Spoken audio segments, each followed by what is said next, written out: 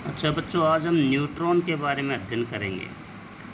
Neutron 1932 में James Chadwick ने एक और अपर्माणविक कण की खोज की जो नाभिक के अंदर यानी पाया जाता है और उसके ऊपर किसी प्रकार का कोई आवेश विद्यमान नहीं होता, न्यूट्रल रहता है। उसे हम न्यूट्रॉन कहते हैं। किसी भी परमाणु का जो द्रव्यमान है वो प्रोटॉन और न्यूट्रॉन दोनों के योग के बराबर होता है।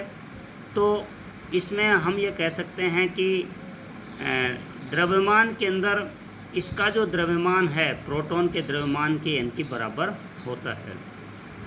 इसलिए न्यूट्रल होने के कारण से, अनावेशित होने के कारण से इसका नाम न्यूट्रॉन पड़ा। और ये हाइड्रोजन को छोड़ करके नाम, हाइड्रोजन को छोड़कर, क्योंकि हाइड्रोजन का द्रव्यमान एक ही होता है इसलिए उसमें प्रोटॉन की संख्या एक होती है, इसलिए न्यूट्रॉन की एब्सेंट होती है। तो हाइड्रोजन को छोड़कर बाकी सभी इनकी जो परमाणु जो हैं उनके अंदर न्यूट्रॉन की संख्या पाई जाती है, नाभिक में होते हैं। इसे एन से प्रदर्शित करते हैं। ये जो एन दिखाया गया है, एन, इससे प्रदर्शित कराया जाता है। अब उसके बाद में आता है विभिन्न कक्षाओं में इलेक्ट्रॉन कैसे इनकी भरे जाते हैं। तो विभिन्न कक्षाओं में इलेक्ट्रॉन जो भरे जाते हैं उसमें यदि हम देखें तो कहता है कि बोरबरी ने कुछ नियम दिए। बोरबरी के नियमानुसार कैसे इनकी भरते हैं। इन नियम के अनुसार किसी भी कक्षा में कोई भी इनकी कक्षा जो है, जैसे मान लो कि ये पहली कक्षा है, ये दूसरी कक्षा है, तो इसी तरह से ये इनकी पहली हो गई, ये दूसरी कक्षा हो गई, ये तीसरी कक्षा हो गई। इनमें इलेक्ट्रॉन जो भरे जाते हैं उसका जो फॉर्मूला होता है 2n²। 2n² के द्वारा दर्शाते हैं। अधिकतम इलेक्ट्रॉनों की संख्या बाह्यतम कोश में 2n² के हिसाब से इनकी भर सकते हैं, जिसमें अधिकतम 8 हो सकती है बाह्यतम कोश में। पहला जो कोश होता है उस कोश को के द्वारा प्रदर्शित करते हैं, n बराबर 1 से दर्शाते हैं। पहला कोश है उसको के, फिर उसके बाद में दूसरा कोश है उसे l से, फिर m से तीसरे को, चौथे को n से। तो पहले में n बराबर 1 n के रख देते हैं फॉर्मूले के अनुसार, तो 2 और n², तो n का मतलब कितना हो गया, n का मतलब 1 हो जाएगा। तो 2n² इनकी 2 गुना n का मतलब पहले कोश में ज्ञात कर रहे हैं तो 2 का स्क्वायर बराबर कितना आ गया, 2 गुना 1 बराबर 2।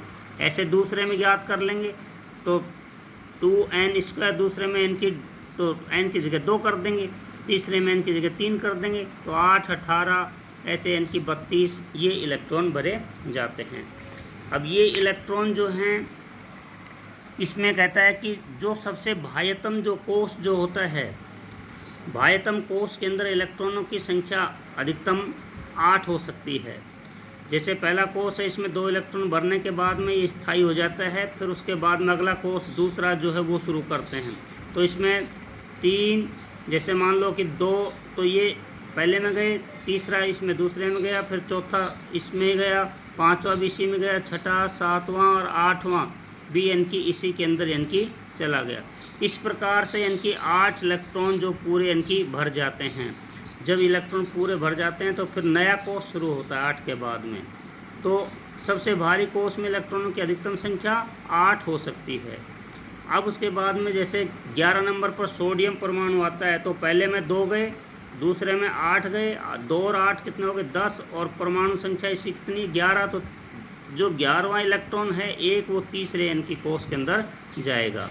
इस प्रकार से इनकी फिर इसमें बढ़ते जाएंगे और जब तक 8 इलेक्ट्रॉन पूरे नहीं हो जाते हैं।